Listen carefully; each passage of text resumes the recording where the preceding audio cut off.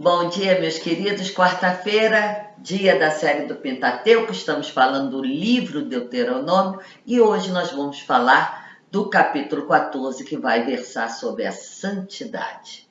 Agradeço a todos vocês que estão compartilhando, que estão comprando a sua apostila, ajudando a professora a passar por esse momento difícil, estão se inscrevendo no canal, já estamos com quase 300 inscritos. E se Deus quiser, nós vamos devagarzinho chegando ao ensinamento da nossa igreja, o ensinamento bíblico, o ensinamento magistério, a várias pessoas. E esse é meu propósito do canal, né? Levar essa mensagem do Evangelho, levar a mensagem de Deus a todos vocês, de uma forma que eu espero que seja agradável, de uma forma simples, para que vocês possam entender melhor e também com isso levar adiante a mensagem e assim também poder instruir tanto a igreja doméstica como também dentro das pastorais.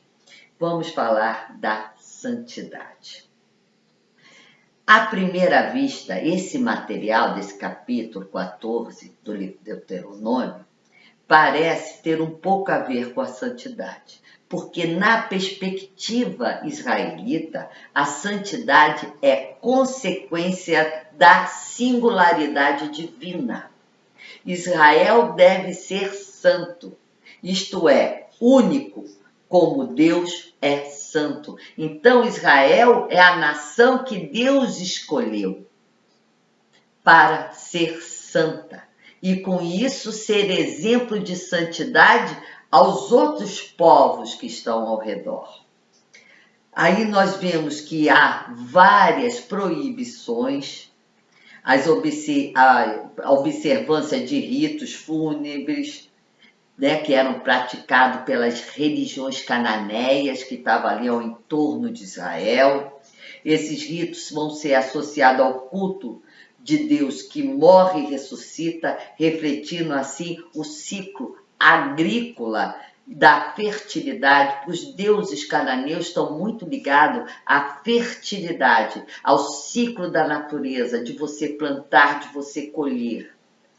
Então, o Deus agora com D maiúsculo, Deus de Israel, o Deus criador desse ciclo da fertilidade.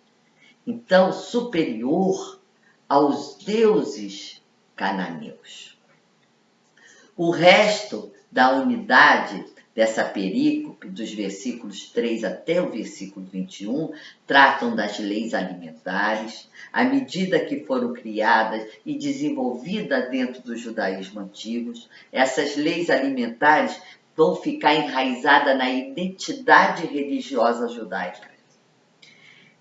Por isso que os cristãos do primeiras comunidades, quem está acompanhando comigo, a aula, por isso que uma coisa está sempre ligada com a outra.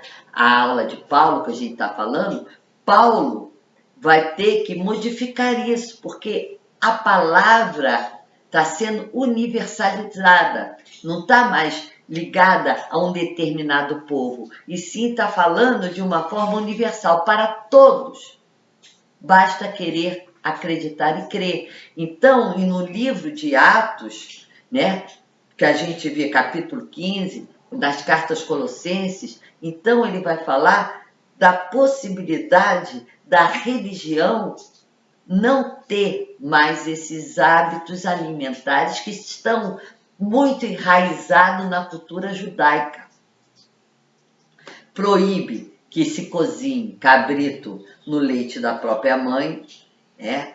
Aí com isso vai ser toda a proibição a comer laticínios e carne na mesma refeição, por isso o judeu não come. Todavia é importante a gente lembrar que este livro não é uma compilação legal, né? Então ele vai fazendo e vai havendo modificações ao longo da sua história, dos seus momentos históricos, que serão diversos. O livro não é escrito de uma única época, de uma única mão redacional. Então, ele tem vários momentos. Então, por isso que nós vamos vendo uma evolução legal. O Deuteronômio é uma evolução da lei que está lá no Êxodo, da lei que está em Números, da lei que está no Levítico. Os ricos e os pobres igualmente deveriam reconhecer Deus como fonte do seu sustento. A legislação é a passagem que essa legislação vai descrever alguma das maneiras pelas quais Israel se expressa essa crença, nesse reconhecendo Deus como fonte do seu próprio sustento. E isso, aí nós temos enraizado o dízimo, o ano da remissão das dívidas, a alforria dos escravos, a consagração dos primogênitos. Isso é uma forma do povo judeu reconhecer que tudo que eles têm e tiveram vem de uma única e exclusiva fonte: Deus.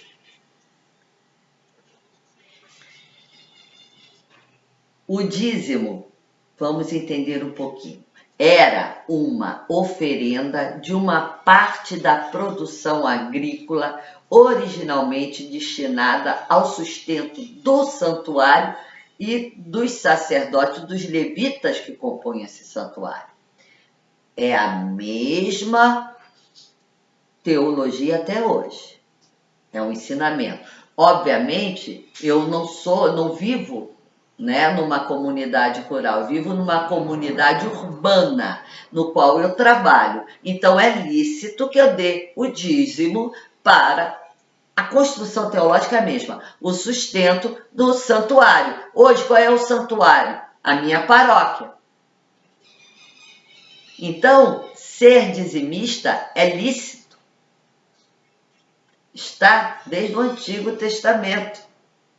A cada 3 anos, o dízimo deve ser usado localmente para os bens do pobre. Então, primeiro o dízimo vai para o santuário. E depois, de cada 3 anos, esse dízimo também era dado para o sustento e a manutenção dos pobres, dos órfãos, da viúva. Então, eles tinham um cuidado muito grande com os irmãos.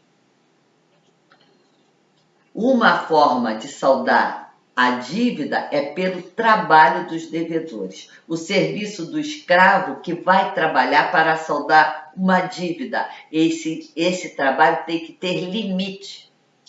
Os servos do sexo masculino e feminino têm o mesmo direito. Quando se completa o trabalho dos escravos, eles devem receber apoio financeiro a fim de facilitar a sua transição para a liberdade. A lei da oferta dos primogênitos machos tem o propósito do sustento do santuário e da utilização dos alimentos para as festas. As festas que tinham do santuário, festas que vão, festa das primícias, festa das tendas e tantas outras, que eram para o sustento também. Pelos dízimos, né, os ricos vão dar testemunho de que Deus é a fonte da sua abundância. Quanto maior o meu dízimo, mais próspero eu sou. E com isso, eu reconheço que Deus é a fonte dessa prosperidade. Essa é uma mentalidade daquela época do livro do Deuteronômio. Então, quando o pobre aceita a generosidade de um irmão israelita, ele está reconhecendo que Deus é também o seu sustento, porque o outro só pode dar o sustento ao pobre porque Deus deu a ele o sustento. Então, uma cadeia onde Deus vai ser sempre gerador de toda a prosperidade. Depois nós vemos no capítulo 16 o calendário das festas. Aí nós vamos ter a passagem que trata das festas da peregrinação, da Páscoa, dos pães sem fermento, das semanas e das tendas.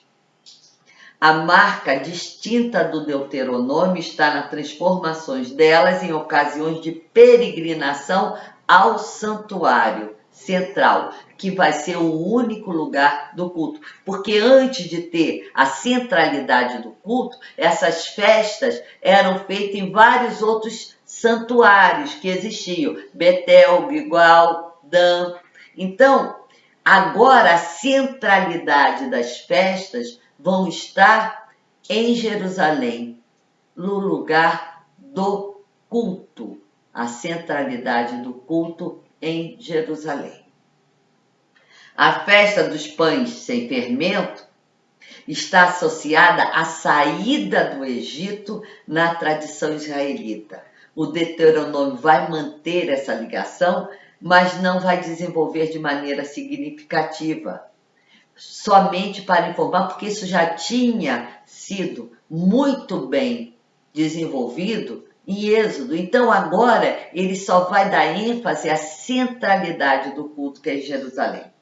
A festa das semanas é observada por 50 dias depois da Páscoa. O Novo Testamento vai chamar essa festa de Pentecostes. Está lá em Atos 2, versículo 1.